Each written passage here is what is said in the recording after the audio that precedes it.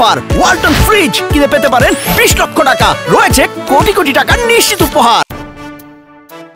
দক্ষিণ কোরিয়ার মুয়ান আন্তর্জাতিক বিমানবন্দরে যাত্রীবাহী বিমান বিধ্বস্তের ঘটনায় 179 জনই নিহত হয়েছেন বলে ধারণা করা হচ্ছে। এই ঘটনায় এখন পর্যন্ত মাত্র 2 জনকে জীবিত উদ্ধার করা হয়েছে।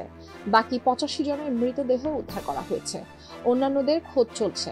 29 ডিসেম্বর দেশটির ফায়ার সার্ভিসের বরাত দিয়ে এই তথ্য জানিয়েছে বার্তা সংস্থা ইয়ানহপ।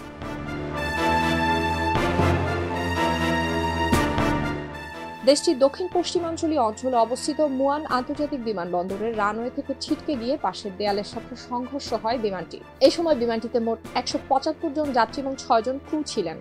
29 ডিসেম্বর পৃথক প্রতিবেদনে এই তথ্য জানিয়েছে বার্তা সংস্থা রয়টার্স এবং সংবাদ মাধ্যম আল জাজিরা।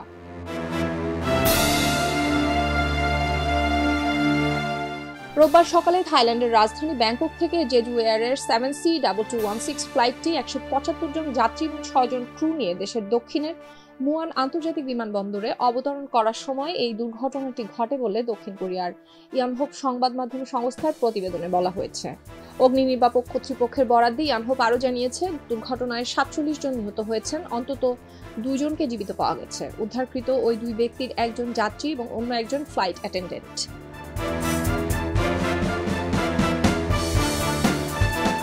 দক্ষিণ কোরিয়ার রাজধানী সিউল থেকে আল জাজিরার রব ম্যাকগ্রাউন্ড জানিয়েছেন, এই দুর্ঘটনার পর সেখানে ব্যাপক উদ্ধার অভিযান চালানো হচ্ছে। এদিকে দুর্ঘটনার পর সোশ্যাল মিডিয়ায় ছড়িয়ে পড়া একটি ভিডিওতে টুইন ইঞ্জিন এই প্লেনটি রানওয়ে থেকে ছিটকে গিয়ে একটি দেয়ালে বিধ্বস্ত হতে দেখা গিয়েছে। এরপর সঙ্গে সঙ্গে বিমানটিতে আগুন ধরে যায়।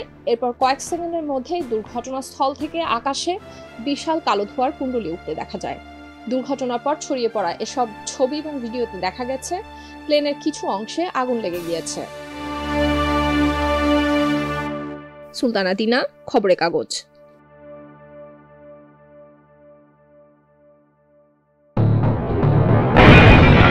সবাই যখন জোয়ারে গা ভাসায়, কেউ কেউ শির দাঁড়া সোজা করে ঘুরে দাঁড়ায়। সময় যেখানে প্রতিনিয়ত হার মেনে নিতে শেখায়, কেউ কেউ চ্যালেঞ্জ ছুড়ে দেয়।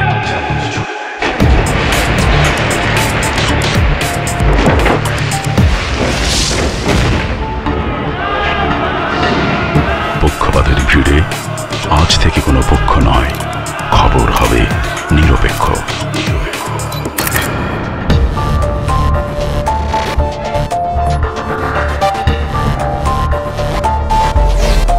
বানোয়াট তথ্যবাদ, খবর হবে নিখাত। ভেঙে গুজবের শিক, খবর হবে নির্ভীক। এলো মুক্ত চিন্তার স্বাধীন দৈনিক খবরের কাগজ। এখন খবর হবে নিখাত, নির্ভীক, নিরপেক্ষ।